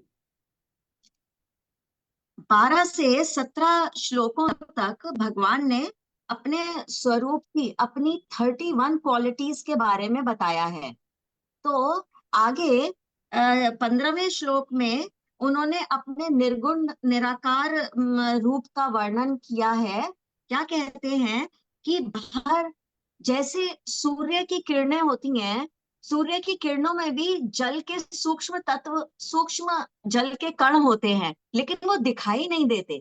ऐसे ही भगवान भी जो है वो भी बहुत सूक्ष्म रूप से चारों तरफ, अंदर बाहर, सब सब, और वो इस चराचर जगत में बाहर भीतर वो परिपूर्ण रूप से व्याप्त हैं। और सूक्ष्म होने से लेकिन वो हमारे अत्यंत समीप है, हमारे हृदय में है, अत्यंत समीप है हमारे। लेकिन जो श्रद्धा रहित अज्ञानी लोग होते हैं ना, उनको वो उनको वो दिखाई नहीं देते, दूर, मतलब उनको लगता है कि वो दूर है, बहुत दूर है भगवान। लेकिन जो ज्ञानी हैं वो उनके, वो समझते हैं कि वो उनके हृदय में व्याप्त है, उनकी आत्मा के अंदर है। आगे वो कहते हैं कि अ, अ, आगे 16वें श्लोक में वो अपने सगुण साकार रूप का वर्णन करते हुए कहते हैं कि ब्रह्मा ये विष्णु के रूप में वो धारण पोषण करने वाले हैं परमात्मा, रुद्र के रूप में संहार करने वाले हैं, और ब्रह्मा के रूप में उत्पन्न करने वाले हैं। ये ज्ञानी लोग इस तत्व ज्ञान को अच्छी भली भांति समझते हैं। आगे अ, आगे वो कहते हैं कि अम, कि जैसे ज्योति ज्योति का अ, ज्योति और माया से अत्यंत, हाँ, परमात्मा जो है वो ज्योति रूप में, जैसे ज्योति के अंदर विराजमान है और माया से परे हैं। बोध यह तत्व ज्ञान से प्राप्त करने योग्य है और सबके हृदय में विशेष रूप से व्याप्त है, ऐसा समझना चाहिए। बहुत बढ़िया। गुरुदेव जी, आप कुछ कहना चाहेंगे? जी प्रभु जी, जय श्री कृष्ण। यहाँ पर परमात्मा को हम एक प्रकाश की तरह से समझेंगे। जैसे प्रकाश की रोशनी चारों ओर फैलती है, बिल्कुल वैसे ही परमात्मा जितना भी दूर हो उसका प्रकाश हर किसी तक पहुंचेगा। ठीक है जी। और ज्ञान का प्रकाशमान है, अज्ञान से अत्यंत परे है। और ज्ञान का प्रकाश हमारे को कहाँ से होगा? हमारी इंद्रियों से, इंद्रियों से मन से, मन से चित्त में, और उसके बाद जो ब्रह्म है उसके रूप में। ब्रह्म से मतलब कि जो मैं है, अहम, उसके रूप में, और फिर बुद्धि के। और इसके विपरीत अब हमारी बुद्धि इतनी सक्षम हो गई कि हमारा मन कैसे स्थिर करना है, हमारे को इंद्रियों को कैसे कंट्रोल में करना है, वो वाइस वर्सा हो जाएगा कि अब हम उसको अच्छे से कंट्रोल में कर सकें। और जितना अपने अंदर इनको संयम रखते हुए प्रकाशित कर सकते हैं, उतना हमारे अंदर परमात्मा विराजमान हो जाएगा। और कितना विराजमान हो जाएगा? हृदय में ही वास हो जाएगा। और उसको बिल्कुल ऐसे ही करना है कि जिस किसी को प्यास लगे, भूख लगे और उसको ना मिले, बिल्कुल परमात्मा के लिए इतना ही इंसान को व्याकुल हो जाना है कि बस अब मेरे तो इसके बिना कोई जीवन चल ही नहीं रहा। तो परमात्मा को सिर्फ एक चीज से जाना जा सकता है, वो है सिर्फ तत्व ज्ञान से। तत्व ज्ञान अगर हम देखेंगे तो बिल्कुल एकदम हो जाएगा। प्रभु जी, ये बहुत बढ़िया, बहुत बहुत। आइए ध्यान के माध्यम से इसको समझने का प्रयास करें। आराम से बैठ जाएं, हरि। यथासंभव शरीर को स्थिर कर लें। ये शरीर क्षेत्र है, महत्त्व, अहंकार, बुद्धि, पंच महाभूत, 10 इंद्रियां, मन, 5 विषय, इच्छा, द्वेष, सुख दुख, शरीर, चेतना, धारणा, इन सब विकारों से बना हुआ है एक क्षेत्र। पूरे शरीर के प्रति सजग हो जाए। इस शरीर के अंदर आपके हृदय में परमात्मा स्थित है, जो अनादि है, परम ब्रह्म है, सत्य असत से परे, जो सब तरफ सर एक प्राणी के हृदय में तो स्थित है ही है, सब चारों तरफ एक इंद्री में ही संपूर्ण शरीर को देखते हुए सब जगह स्थित है। एक इंद्री से ही सारे इंद्रियों का काम करने वाला ऐसा परम पुरुष हमारे बीच में स्थित है। उस परमात्मा को जो ज्ञेय तत्व है उसको यूं समझ लीजिए, समस्त इंद्रियों का प्रकाशक होते हुए भी इंद्रियों के में वशीभूत नहीं होता, सबका भरण पोषण करने वाला है फिर भी आसक्त नहीं होता, समस्त गुणों का भोगता है लेकिन स्वयं इन गुणों में लीन नहीं होता। वो दूर से दूर है, सूक्ष्म से सूक्ष्म है, नजदीक से नजदीक। जैसे जल में पानी का घड़ा, अंदर बर्फ, वो भी पानी बन गई। जल घड़े के ऊपर पानी, अंदर पानी, घड़े के नीचे पानी।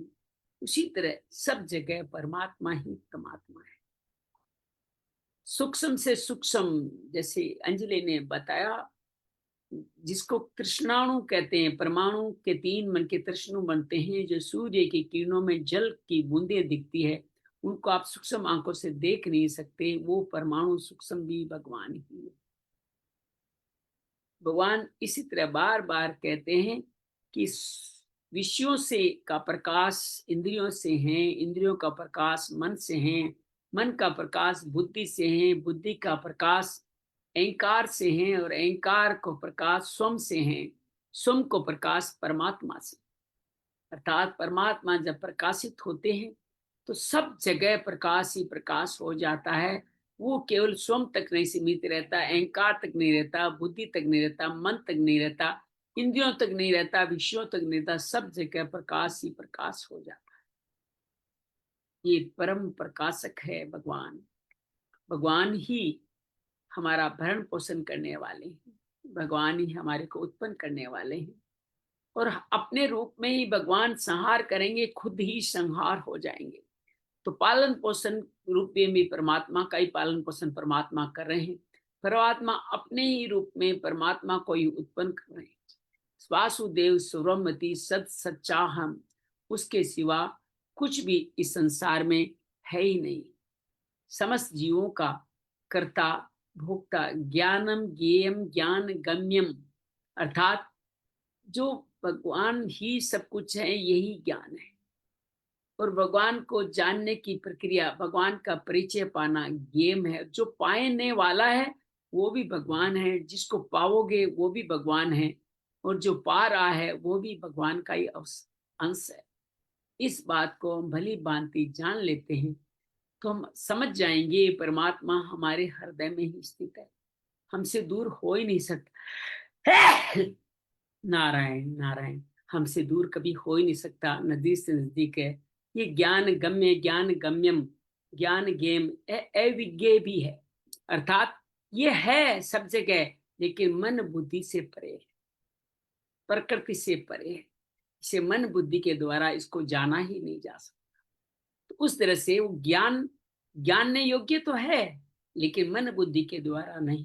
ये स्वीकारोक्ति से जब हम स्वीकार कर लेते हैं कि हाँ ये है, तो परमात्मा भी है, उसको स्वीकार करने से परमात्मा हमारे अंदर आ जाता है। जैसे हम सब ने बचपन, जवानी, बुढ़ापा या अनेक अनेक परिस्थितियों, सुख दुख, अनुकूल प्रतिकूल परिस्थितियों में जीवन बिताया है, लेकिन उस परिस्थिति से बाहर भी निकल आए। और आज देखते हैं कि जो अनुकूल प्रतिकूल परिस्थितियों में जो जा रहा था, जो बचपन से लेके जवानी तक का रास्ता तय कर रहा था, वो कौन था? वो परम पुरुष परमात्मा ही हम सब में प्रकाश की तरह व्याप्त है, जो सूक्ष्म से सूक्ष्म है, नजदीक से नजदीक है। तो मन बुद्धि से इसको कैसे जाना जा सकता है? ये तो स्वीकारोक्ति से जाना जा सकता है। बस स्वीकार कर ले, मैं परमात्मा का अंश हूँ, परमात्मा मेरे हैं, मेरे अंदर परमात्मा है, और मैं सब लोगों में भी परमात्मा ही देख रहा हूँ। वासुदेव सर्वम, इसी भाव से विश्राम कर। जय माँ भगवत गीते, जय जय माँ भगवत गीते, हरि कमल विहारिणी, हरि कमल विहारिणी, सुंदर सुपुनीते। जय जय माँ भगवत गीते, दया सुधा बरसावनी, मातु कृपा कीजे, मातु कृपा कीजिए। हरिपद प्रेम दान कर, हरिपद प्रेम दान कर, अपनों कर लीजिए। जय जय माँ भगवत गीते। योगेशम सच्चिदानंदम वासुदेव व्रज प्रियम धर्म संस्थापकम वीरम कृष्णं वंदे जगद्गुरु। श्री कृष्ण वंदे जगद्गुरु। शांति शांति शांति। उम्मीद है आपने इस गेय तत्व को अब धीरे धीरे अनुभव करने लग गए होंगे। वैसे आप कहेंगे ये बात तो हम कई बार सुनी है, भगवान कहते हैं सुनी है लेकिन अभी स्वीकार नहीं करिए। जिस दिन स्वीकार कर लोगे उस दिन मैं कह दूंगा मैं तुम्हारा कल्याण कर दूंगा। हमारी स्वीकारोक्ति की वो इंतजार कर रहे हैं, प्रतीक्षा में बैठे। और गीता जयंती का सप्ताह अद्भुत है। जहां तक हो सके गीता को जिए, गीता का प्रसारण करें। जब आप लोगों को बताते हैं तो गीता अच्छी तरह समझ में आती है। मुझे भी गीता आप सबको बता करके ही थोड़ी बहुत समझ में आ रही है। आज गुरदीप जी तो आ चुके हैं आयुष्य में। आज अपने गीता जयंती का कार्यक्रम रखा है। 40 युवा बच्चे 12वें अध्याय का पठन करेंगे और गीता के संबंधित महाभारत गीता संबंधित एक क्विज भी उनके साथ करेंगे। और गीता का जो भी उनके मंदिर संशय हो उनको गीता के श्लोकों से समाधान करने का प्रयास करेंगे। तो अभी मैं यहाँ से बस निकल के वहीं जा रहा हूँ। आप भी गीता के इस मार्ग को सोमवार तक अवश्य किसी न किसी रूप में, सोमवार के अवश्य आगे 3-4 दिनों तक अपनाएं। गीता जयंती के अवसरों को कहीं न कहीं किसी न किसी समुदाय के बैठ करके भगवान के इन गुणों का चिंतन करें। आप कुछ भी चिंतन कर सकते हैं। भक्ति योग के बारे में बताएं, 20 साधनों के बारे में बताएं। जैसे अंजलि ने कहा भगवान के 31 लक्षण गेम के रूप में बताएं, उनका जिक्र कर लें। आप स्थित प्रज्ञा के लक्षणों का जिक्र कर लें। आप सांख्य योग कैसे हैं, 24 प्रकृति कौन सी है, 7 गेय तत्व कौन से हैं, अष्टधा प्रकृति कौन सी है, परा अपरा कौन सी प्रकृति है, राज विद्या राजगुह्य योग क्या है, सबको जानना कैसे है, कैसे ध्यान करना चाहिए, युक्ताहार विहारस्य क्या है, अनेकों अनेकों वाक्य हैं, अनेकों अनेकों शब्द है। आदमी विषाद में क्यों आता है, कल्याण कैसे होगा, गुरु की शरण में जाने के कैसे कल्याण हो जाएगा। किसी भी भाव को विस्तारित करके आप इसके बारे में बातचीत जरूर करें। यही गीता का प्रकाश है और ये गीता का प्रकाश हमारे अंदर भी प्रकाश लाए। जी गुरुदीप जी। जय ग्लाना। प्रभु जी, आपकी कृपा से ना तो ये मैंने ना गीता जी लाकर रख रखी है भावार्थ समेत गीता प्रेस से। ठीक है, तो हमारे ना रोज के जितने भी सेशन में वो साधक साधिकाएं होती है ना, हर किसी से एक एक श्लोक पढ़ते हैं हम। ठीक है, पढ़वाते हैं और उसके फिर भावार्थ, नहीं उसके भावार्थ होते हैं हर सेशन के अंदर। ठीक है, तो ये कृपा जो है ना, ये भगवत कृपा बड़ी हमारे ऊपर बरस रही है। बिल्कुल एकदम बड़ा आनंदित हो जाता है। वहां पर सारे जने वेट करते हैं, जिन जिन को भी इसके अंदर कहते हैं सर इतना अच्छा लगता है कि आप। और हमारी सैटरडे संडे ना रोज मेडिटेशन की क्लास होती है। हम हर सैटरडे संडे ना गीता जी के एक अध्याय का पठन पाठन करते हैं। एक और ध्यान रखिएगा, एक और प्रयास कीजिएगा। मैंने बहुत सारे मोटिवेटर को देखा है जो गीता के आधार पर ही सारा मोटिवेशन करते हैं कि भगवान विश्व के सबसे बड़े और सबसे पहले मोटिवेटर है। तो आप एक और प्रयास करके देखिए। मैं आज करने जा रहा हूं, आपको मैं उसका नाम भी बताऊंगा। लोगों से कुछ भी संशय पूछे कि जीवन संबंधी कुछ भी संशय, उसका जवाब ज्ञान से नहीं गीता से, गीता से। बिल्कुल ज्ञान से। बिल्कुल बिल्कुल। गीता का कोई श्लोक आपको तुरंत स्मरण में आ जाएगा, उसके आधार पर बता पाएंगे कि इसका संशय का समाधान ये है। इस गीता को जीवन कल्याण में उसको जानने योग्य, जीवन उतारने लायक बनाएंगे तो लोगों को गीता के प्रति श्रद्धा होगी और गीता उनके जीवन का कल्याण करेगी। इसमें कोई दो राय नहीं। प्रभु, जहां तक मैं समझ रहा हूँ कि 18वां अध्याय सबसे पहले बतानी चाहिए। जैसे पतंजलि ने बताया है ना, सबसे पहले 18वां अध्याय उन्होंने पहले समाधि बता दी। नहीं, इसमें भी भगवान हर अध्याय में वही कल्याण की बातें करते रहे। 18वां अध्याय पाना शॉर्टकट पाना हो जाएगा। सीधे मंजिल के पे जाके खड़े होने से मंजिल जीतने का भाव कैसे आएगा। आप एक दौड़ लगा रहे हो और पूर्णांक तक पहले ही जाके खड़े हो जाए तो क्या विजेता मान लिए जाओगे आप? आपको उस रास्ते का पता ही नहीं चलेगा, रास्ते में कैसे चले थे, क्या कठिनाई थी, क्या हिसाब था। मैं तो कह रहा हूँ योग से बनी पहले वो बात ठीक है, से जीवन शुरू होता है। हाँ, नहीं मैं जहाँ तक ये समझ रहा था अध्यायों का उपसंहार है, इनका सारांश उसमें रखा हुआ है और भगवान की घोषणा है। पहले तो भगवान त्रिगुणों का विभक्ति करते हैं 35 श्लोक तक, तो इसका वर्णाश्रम का विभक्त करते हैं। फिर बाद में इस पूरे का उपसंहार करते हैं। तो आप सत्व रजस तमस का विभक्तिकरण कैसे जान पाएंगे? जब आप गुण जब तक आप त्रिय गुण विभाग योग नहीं पढ़ेंगे तब तक उनका विभाजन कैसे जान पाएंगे? तो वो भगवान ने जानेंगे। वर्ण आश्रम को कैसे जानेंगे कि वर्णाश्रम, ये 13 वर्ण मैंने रचे, चतुर्वर्णम षष्टम, ये घोषणा नहीं सुनेंगे तो वर्ण आश्रम के बारे में कैसे जानेंगे? आप इस पूरे गीता का सार कैसे जानेंगे? सीधा फल कैसे पालेंगे? बीज पौधा, उसको खाद देना, ये सब कार्य संपन्न होने के बाद में ही फल मिलता है। और फल बाद में खाने की भी इच्छा नहीं रहती। मैं अक्सर माताओं को देखता हूँ, पूरा भोजन बनाने के बाद उसकी भोजन करने खुद की इच्छा चली जाती है। एक किसान, एक माली अपने फल आमतौर पे खाता ही नहीं है। इसमें बड़ा भाव छुपा हुआ है। जब आप इस लायक बन जाएंगे तो आपको फिर मुक्ति की इच्छा भी नहीं रहेगी। यही फल का स्वाद नहीं लेना है, फिर मुक्ति की इच्छा भी नहीं रहेगी। तो ये क्रमवश बढ़े तो आनंद अलग आएगा। 8वां अध्याय तो सब पढ़ ही सकते हैं। ईश्वर सर्वभूतान हृदय से अर्जुन तिष्ठति, इतना मान ले, सारा ज्ञान तो इसी में है। लेकिन वो मानना सहज नहीं है। तो हर एक प्राणी आपके हृदय में तो स्थित, इतना तक मानते हो, इससे क्या होगा? सब प्राणी के हृदय में स्थित है तो उनको भी तो भगवान। तो वास्तव सर्वम इति ही इसका पूरा गीता का सार है। और इसको अगर जीवन में उतार लेते हैं तो उसके लिए क्रम से यात्रा करते हैं। जब आप दौड़ के आने वाले रास्ते के मार्ग के उतार चढ़ाव, चढ़ाई उतारी, मौसम, प्रतिकूलता, अनुकूलता, जय पराजय सबको ध्यान में रखते हैं, तब समझ में आता है। पराजय से समझ में आता है, जय से ज्यादा पराजय से समझ में आता है। तो ये चीजें जब तक समझोगे नहीं तब तक मंजिल पे पहुंच के खड़े बेशक हो जाओगे, लेकिन वो जीत का मेडल नहीं मिलने वाला। जीत का मेडल तो दौड़ने वाले को ही मिलेगा, बाकियों को नहीं। तो भगवान ने बहुत अच्छी बात बोली है इसके अंदर, जो मेरे को मतलब बड़ी अच्छी लगी, कि आपने यदि गीता को पढ़ना है या कुछ करना है, लेकिन उसको ना जबरदस्ती किसी को नहीं बताना। बिल्कुल, जो स्वीकार करने लायक है, ये मेरे को बड़ी अच्छी बात लगी हर अध्याय भगवान में की। वो कहेंगे जो श्रद्धा से हाँ स्वीकार करता है उसी को सुनाना है। जो हाँ, अश्रद्धा रखता है, जो इसका अपमान करता है, उसको सुनाने की आवश्यकता नहीं है। उसको जब आवश्यकता नहीं है। बिल्कुल, ये बड़ी अच्छी भगवान ने बात बोली ये कि हम ले लोग, भाई। आप 3 बैठे हो ना, 4 बैठे हो, 5 बैठे हो, श्रद्धा सुन रहे हो, उतना ही काफी है। हजारों लाखों लोग सुने कुछ, बाकी सब लोग तो वाणी विलास से कभी कभार सुन लेंगे, कुछ भी कर लेंगे, पर उनका भी कल्याण धीरे धीरे होता चला जाएगा। इसलिए प्रवेश शिखा है, वो प्रवेश कर रहे हैं। आप सब लोग तीसरी लेवल पे पहुंचे हो। तो ये जानना सुनना, कथ्यंत बोध्यंत, तुष्टि प्रेम भक्ति पाते हैं, कहने सुनने मात्र से ही सब कुछ पा जाते हैं। ये भगवान पहले भी कहते आए हैं। 18वें अध्याय में आपको ऐसा कुछ नया नहीं लगेगा जो कहा नहीं गया। तो 18 अध्याय पढ़ोगे तब आपको पुनः स्मरण हो जाएगा। अच्छा वक्ता वही है जो अंत में पूरी सब बातों का सार प्रस्तुत करे।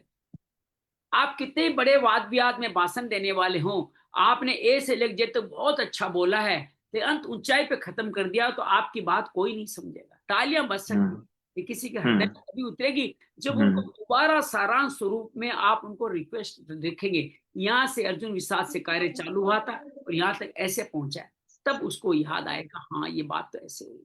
तो भगवान 18वें अध्याय के लास्ट वाले 15-20 श्लोकों में ही ये उपसंहार पेश करते हैं। बाकी 40 श्लोक तो सारी नई बात, वर्ण धर्म बहुत सुंदर वर्णन किया गया है। सात्विक रजस के अनेक तरह के वर्गीकरण किए गए। तो 40 श्लोक 45 श्लोक तो नई बात है, सिर्फ अंतिम के 20 श्लोक में ही उपसंहार किया गया है। वो खाली वो जानने से बात मेरे ख्याल से बनेगी नहीं। मैंने 18 अध्याय बहुत बार पढ़ा है और बहुत बार बातचीत की है, लेकिन अब जो समझ में आ रहा है वो पहले कभी नहीं समझ। जी प्रभु। एक है ना, हमने एक और प्रयास किया था, एक मेरे दोस्त से मैंने कुछ एडिटिंग करवाई थी, और गुरुदेव जी जो उसको अलग करके, मेरे को इतनी एडिटिंग आती नहीं है, तो हमने आपको ग्रुप में भी डाला है, फेसबुक यूट्यूब पे भी डाला है। तो हमने बातचीत की थी शहीदी दिवस पे, थोड़ा विलम्ब हो गया, लेकिन उसमें आप देखिए, आप उसको देखिएगा, आपको आनंद आएगा। जी प्रभु, जरूर जरूर, बिल्कुल मैं बहुत देख कर बताऊँ। मंगल। हरिओम हरिओम। आभार।